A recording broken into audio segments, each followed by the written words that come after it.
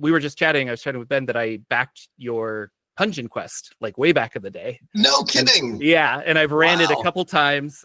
We still talk about the once in a blue spoon. They use that to like pop out a crystal on a sandworm's face.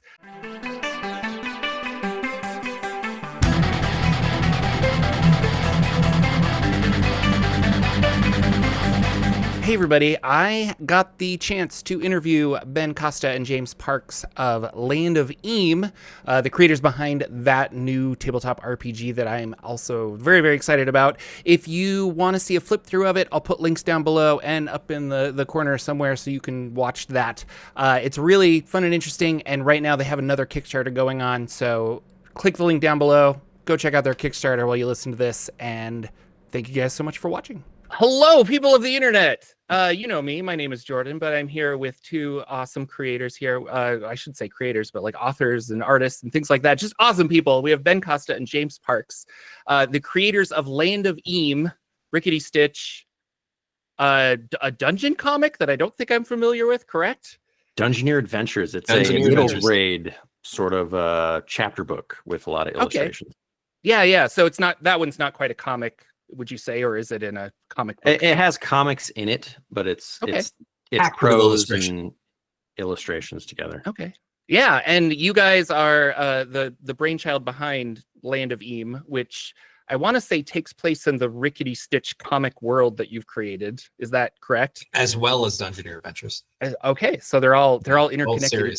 Is this your extended Kickstarter universe that you're creating, and we're going to have all these different side projects tie into it? Yeah. We're always thinking of new stuff. Yeah, that's awesome. Tell us a little bit about. The Land of Eem is a big place. Yeah, it is. The hex map and stuff is so cool. So for those of you who don't know, I'll link down below, but I did a flip through video of this. I'm talking with you guys today because you have another Land of Eem Kickstarter coming out. But for those of the people who don't know at home, what is Land of Eem? What is this tabletop world that you've created? Yeah, like Land of Eem is the world of our book series, Rickety Stitch Dungeoneer Adventures, and it's a pretty expansive, whimsical world where creativity is more important than getting into combat. It's a travel and exploration game. It's about using your brain and facing perilous challenges as one of the little guys. And so we're super excited for our Kickstarter because we're expanding it with another sandbox setting so that we can invest more into the emergent play of Land of Eem. But that's not all. We're also doing an expansion for a kids rule set called Dungeoneer Adventures, the Beginner's Game, which is set in Dungeoneer Academy, the location of our book series from Simon & Schuster. And it's rules light and easy to play and fun to run. And it's a little entry point that we wanted to create for our own kids. Yeah. What age group do you think that would be for then? Just, I don't know, curious, because I've got a 5-year-old. I'm going to say technically 8 and up is it kind of matches the Dungeoneer Adventures. I think though, with a little parental guidance from someone who's a veteran, you could easily, I think you could do it. Yeah, well, we'll see if his attention span lasts that long. So far, it's but I love some of the character classes that you guys have made for Land of Eem. Now, the base game, Land of Eem, came out, I want to say pretty recently, but this Kickstarter is on the tail ends of that. So when did the base game come out that you guys Kickstarted originally? So we officially launched in March of this year, and we're fulfilling to our backers, the months before that. So it is brand new, officially launched just a couple months ago. And, but we thought that, it's going to take some time to fulfill the Underlands. Why not do it now because we're already done writing it and it's already pretty far along. It's just, it's about to be laid out and everything. So we're farther along than we were when we launched the first game in crowdfunding. Okay. And then, so you've been working on all of the extra stuff that you're putting in. I think some of the stuff you've been either teasing or playtesting on your Patreon. Is that true? That's right. Yeah, we release new material every month, whether it's play testing a new class. We've got a couple of classes that are on the Patreon profession system to make it so that you can get a lot more variety in any of the existing classes by swapping out abilities from these professions. And then we released a good sized portion of the new sandbox setting so people could get a taste and play around with it. And when we got the response from it, it was really, really positive. We thought, okay, like let's do this. Let's make the magic happen and make another book, because we just had so much material that we wanted to share. Yeah, that's awesome. It's just, I find it funny because it's so on the tail end of like, here's a game and like end an expansion, and it just kind of, but it sounds like you were like, well, we had it all done. We just kind of wanted to get it out there. So why not? What new stuff is available in this Kickstarter that you got going on? It's quite a bit, actually. So the Land of Eem core game expansion, Underland setting, has 4 new regions that's got hundreds of characters and locations and rumors and quests, and a lot of tonal shifts that are different from the Muckland. So there's a lot of opportunity for different kinds of creative play there.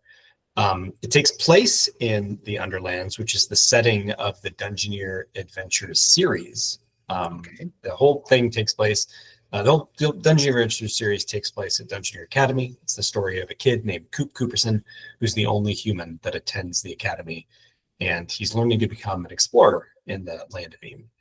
And he explores the Underlands, and so it was a pretty good fit for where we would want to make the kid rule set available. And we created a cool little box set for the kid game that's got everything that you need to play. It's got tons of character card options. I think, how many are there? It's like 15, Ben, like different characters that kids can pick from.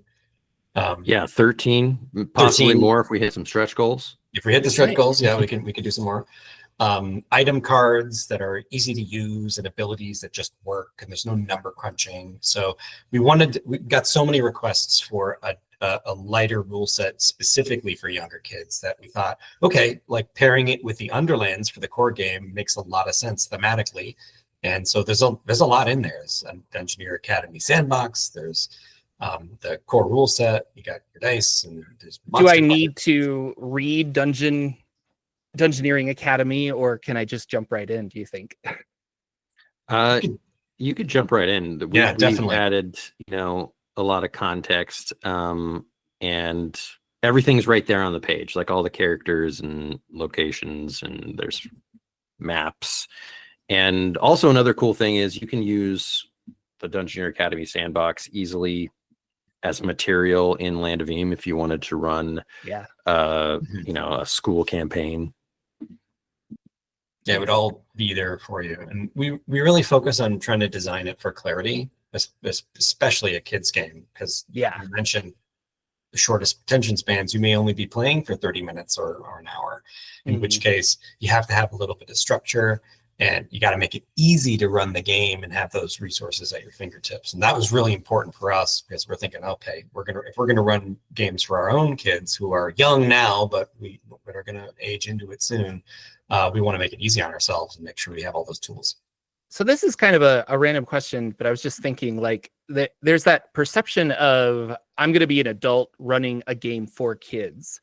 But I also assume you, and correct me if I'm wrong, you probably want like 8 or 9-year-olds to run this for other 8 or 9-year-olds, like to have game masters that are younger. Do you also see this being that kind of beginner friendly for like brand new kids who are running games like this, running Land of Eem situations? I think it would work. Yeah, I mean, it's really hard to say, how a kid is. How creative is an 8-year-old? Like, we don't know.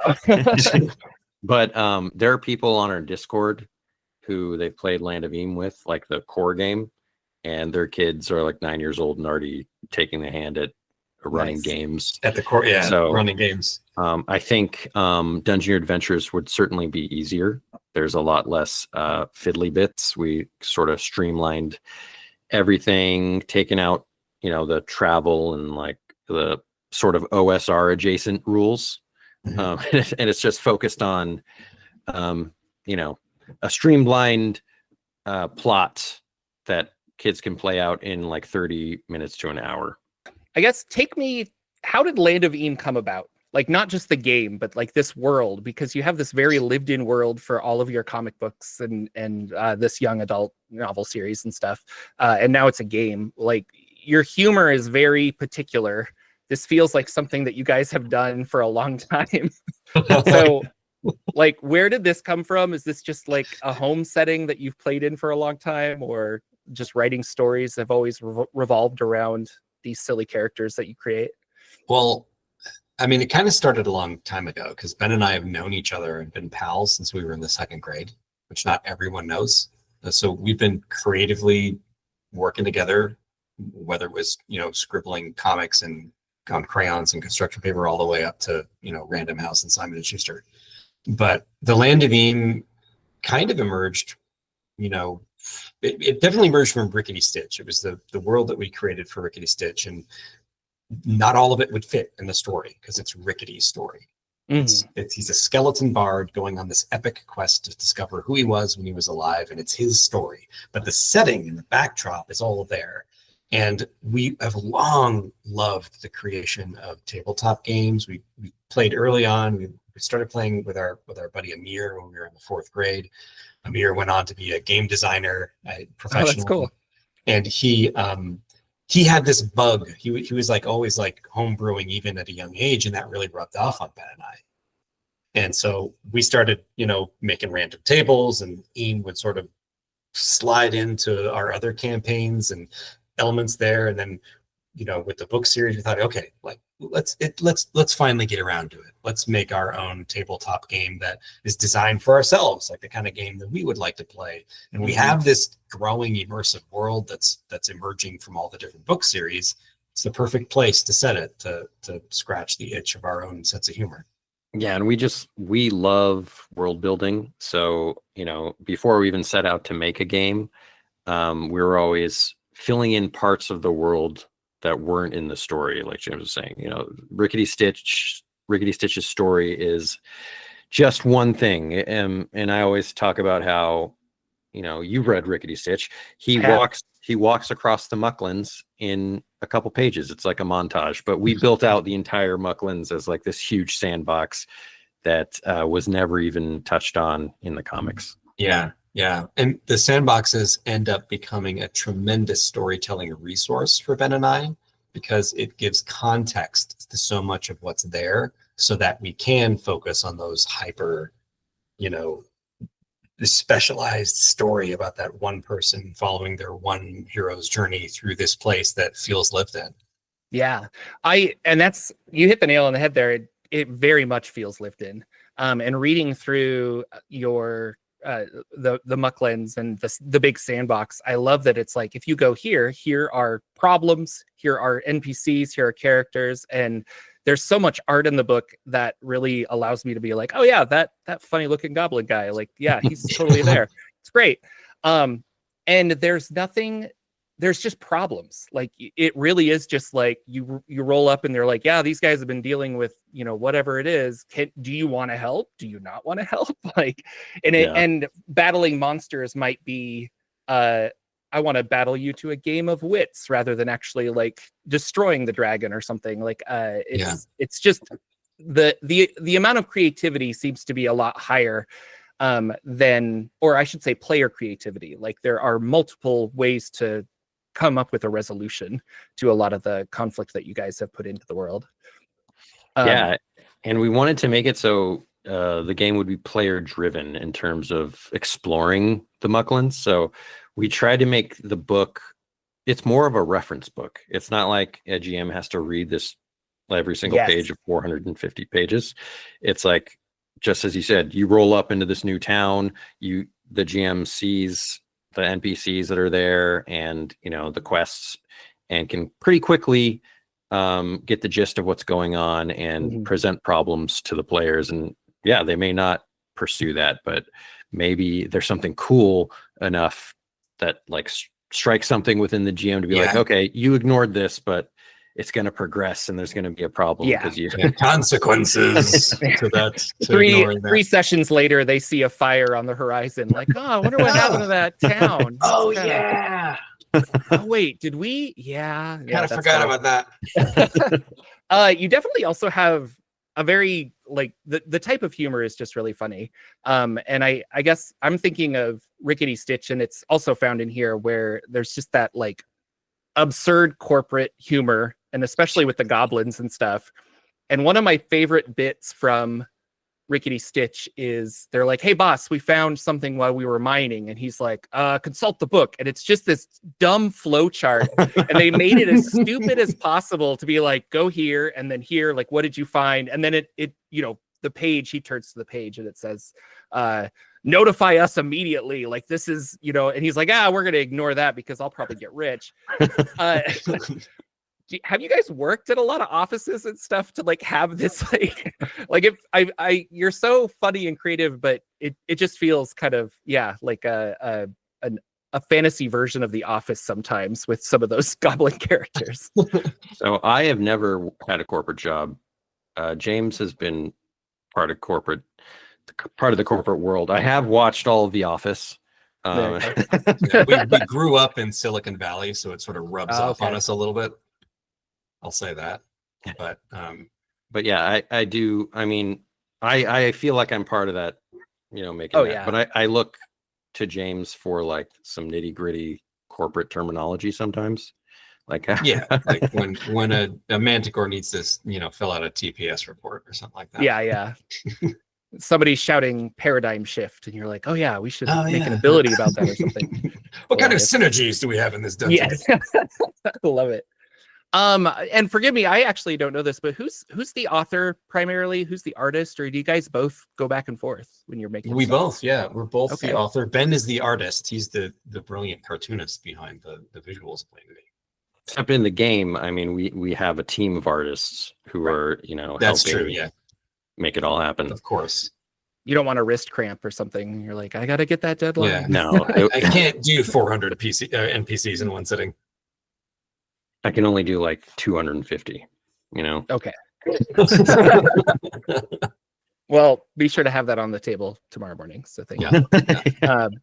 Your Kickstarter, it is funded, I want to say. Funded in like 4 hours. It was amazing. It was like all the fans like showed up instantly, and we can't be more thankful. Honestly, it blew us away. Everybody is so supportive of the Land of Eem. Like our Discord is on fire with people being helpful and like just helping each other create games and be creative. And with the open license SRD stuff out, like people are starting to bubble up with their own adventures that are compatible with Eem. So just honestly, the response to the game has been amazing. And I have to thank everybody for showing us so much love. Yeah. And then I guess this is probably my final question, but I just want to plug right now. You guys are at $143,000. It is fully funded. There are 22 days to go. So if you're viewing this and it's not a month later, please go check it out anyway. And head over to Exalted Funeral. I'll put links down below. With 5th edition being so popular of Dungeons and Dragons and things like that, why go this route to create your own system? It's a really fun system. I think it's awesome. The D12 doesn't get a lot of love in tabletop RPGs, so it's kind of exciting. And it works very well for, well, I guess I shouldn't say this because I haven't played it. I've just read through the books yet, but it is on my list of RPGs that are next to be played. But yeah, is this something that you guys have been working on for a while and you're like, oh, well, of course we're going to use our home system? Or what was the thought process behind that?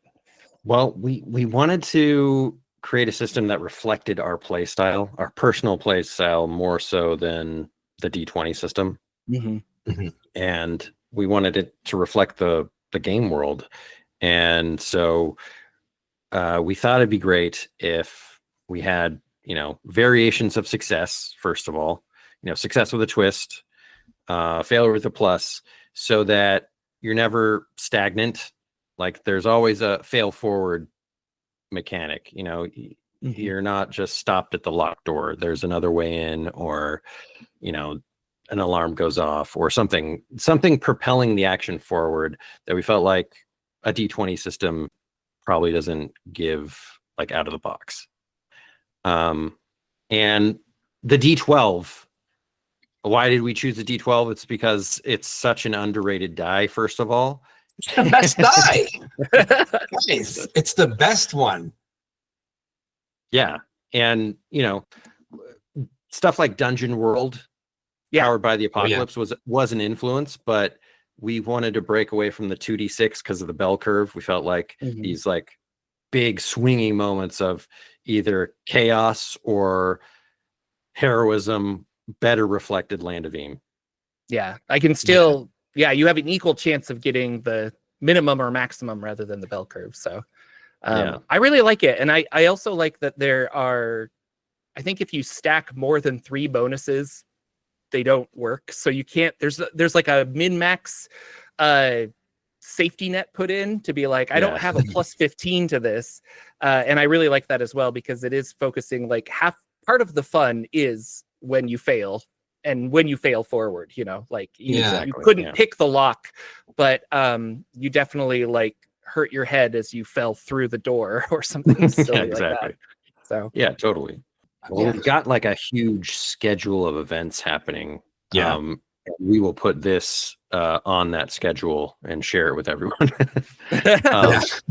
Every day during the campaign, we've either got a video coming out that we're doing. We've got like, a podcast that we do just touching on, like today we're talking about random encounters. We're doing actual plays of Dungeoneer Adventures. We've got our Saturday actual play. We're doing art streams and interviewing, some of the creators that we're working with, like guest writers for adventures and stuff like that. So there's a whole slew of events. Yeah. Any guest writers that we would know, or are they friends of yours, or just people you wanted to work with in the past? So this time around, we're mainly working with our friends who are writers. Nice. One of them we've known, since college, so 20 years. In our previous campaign, we did have some more famous people like Luke Gearing. Wrote an adventure. Our friend Amir Rao is famous in the video game world. He's the founder of Supergiant Games, who do Hades and stuff like that. Yeah. We had Kenna Shaw and some other TTRPG writers. Yeah, in the a lot of campaign. great personalities and a lot of talented creatives worked on Land of Eem. Nice. And we just chatted with JP Couvert, who's fantastic. Love him. Couvert, like how could you skip JP? Yeah, very similar art and humor, I feel, between the two of you. Yes, and we're very simpatico, and he had fantastic adventures that quickly became fan favorites for the Land of Eem. Nice, yeah. So we got to chat with him. That was great. And that'll be available soon. Very good. Yeah, he writes awesome stuff. I love him and his channel. What's a good portal to find you all? Like, should we just go to landofelem.com, or if I'm curious and I don't know where to dive in, but I want to become part of this greater Eem community, where's a good landing point? Yeah, well, landofelem.com is great because you can get our quick start guide there for free. You can sign up, grab the quick start guide. It's really robust. It's got the core rules that you need to play, a bunch of pre-generated characters, and a free adventure. It's like almost 50 pages long. And you can also, from there, you can join the Discord if you're interested in engaging with other folks that are already playing, or if you want GM tips. And all of our super friendly. Like you go in there with a question, people are they pile on. And that's the sign. That's the kind of thing you want when you're releasing a new game, is that people are so excited to play it that as people come in, they're like, yes, we'll help you, because this means more players, like more chances to run around the world of Eem. So I like it. Yeah. We've got a great community, and we feel pretty lucky about that. Yeah. It was like in a heartbeat, we had 1,000 people in the Discord, and just GMs putting together games and players looking for other players and GMs. And so if you're already a fan of the game and you're looking for players or to run one, that's a great place to start. Yeah, they're dropping games on the Discord where a couple of GMs are doing like West Marches style games where anyone can drop in on the days that they play. Fun. Yeah, okay. No experience required. Yeah. Rave reviews on the GMs for this, so it's cool. It's a really cool community. That's awesome. Well, that's really great. Well, thank you, Ben Costa, James Parks. I'm a big fan. We were talking about this before I started recording, but I have read Rickety Stitch, and that was before I knew that this RPG was coming out, and the RPG follows the humor very well. It's very, thank you. I mean, it's you. It's like it's on brand with what you guys do, and I love it. So I'm excited to explore the Land of Eem as well. Good luck with this Kickstarter. I mean, you are fully backed. I hope you guys get some more, and I'll put links down below for all of these things if you, the viewer, are interested. And yeah, any parting words? Thank you so much for having us. Thank you for having us. This is amazing. No, for sure. I've been watching your channel forever, and like now here I am talking to you, and it's wild. It's awesome. Well, yeah. Don't be a fan of me. I'm a fan of you. That's how it works. So you can't go the other way. But yeah, thank you guys so much for coming out. And pick up Land of Eem. Go check it out.